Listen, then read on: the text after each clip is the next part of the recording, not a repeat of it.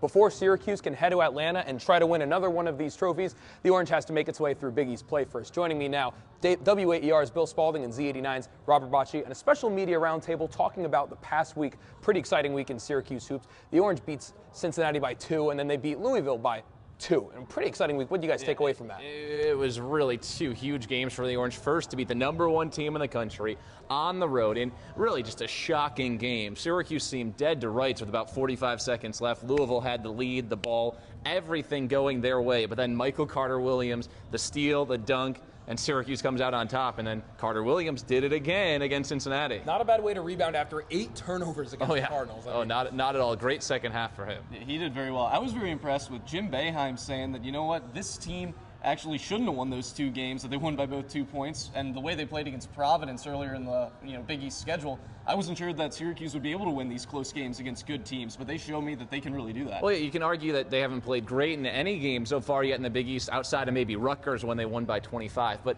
they just seem to make the winning plays at the end of games, and that's why they're still undefeated in conference play. It doesn't matter if you win by 2 or if you win by 27, like how Duke lost last night.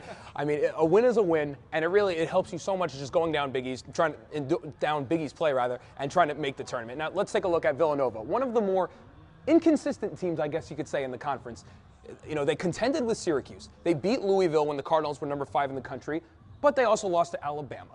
They lost to Columbia. This is not one of the most consistent programs, in the Big East. What's wrong with the Wildcats right now? The inconsistency with them starts with the point guard, Ryan Arcidiacono. He's the one that goes up the court and takes a lot of these shots, and he's a very inconsistent shooter, and that leads to inconsistency from the rest of the team because he's the one taking so many of those shots. Well, and he's a freshman, so he's really learning by fire as a point guard in the Big East. It doesn't get much tougher than playing point guard in the Big East as a true freshman. Just look at some of the growing pains Michael Carter-Williams has had as a sophomore in really his first year of full playing time. This is a Villanova team that has the pieces. You look at Muftal Yaru in the center, you look at Javon Pinkston, who comes off the bench and leads the team in scoring, but they haven't quite put it all together, and it's mistakes that really hurt them. They're near the bottom of the Big East in turnovers. They don't defend the three-pointer really well, and they make a lot more mental mistakes than Jay Wright would like. The Wildcats get another chance to avenge that earlier loss to Syracuse later this weekend when Villanova takes on Syracuse final time this season, unless of course, they meet in the Big East tournament. Now, looking forward, when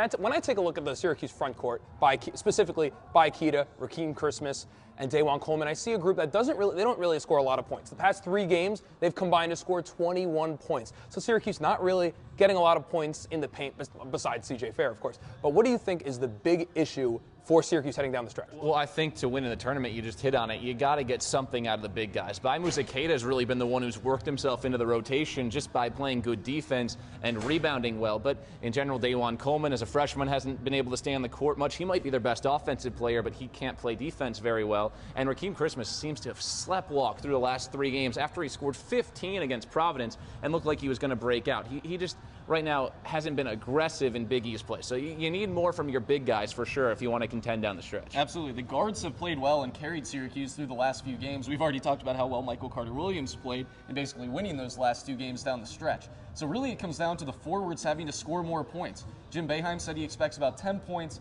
10 boards from his big guys, and he's gotten about 2 points and 10 boards from them the last few games. So he needs Dajuan Coleman to stay in the game, Rakeem Christmas to wake up, and maybe even Bacaj to score some points down low. Christmas is one of those guys who even seems to be mentally built a lot like Brandon Trish, Syracuse's senior guard. One of those guys who has the talent to get to the rim, has the talent to score, but every once in a while will vanish. Trish has done a good job showing up lately, especially in big situations. Syracuse would love it if they could get that out of Christmas. During one of the last games, actually the last time Syracuse played Villanova, I sat next to an NBA scout, and we were talking briefly about what some of these players were going to, how they were going to project in the next level. Obviously, the conversation, it was dominated by Michael Carter-Williams and how big of an impact he could make in the NBA. But when asked about Rakeem Christmas, he said that he's got great size, obviously, and he's got a lot of ability in the low blocks. But one thing that Rakeem Christmas has to worry about is disappearing during big stretches in games. Yeah, I mean, that's happened a lot this season, and it's something that if Syracuse wants to win in the Elite Eight, win in the Final Four, they need everybody clicking. You can't have one of your starting 5 players disappear for large portions of the game. I mean, you just look at the last game, comes in, commits a, not a smart foul pretty early on into getting in there,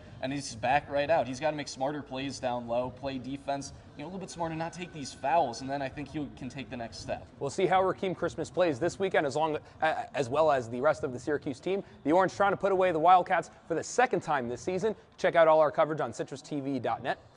Alongside Bill Spaulding from WAER and Robert Bacaj from Z89, I'm Ted Goldberg. Thank you for watching.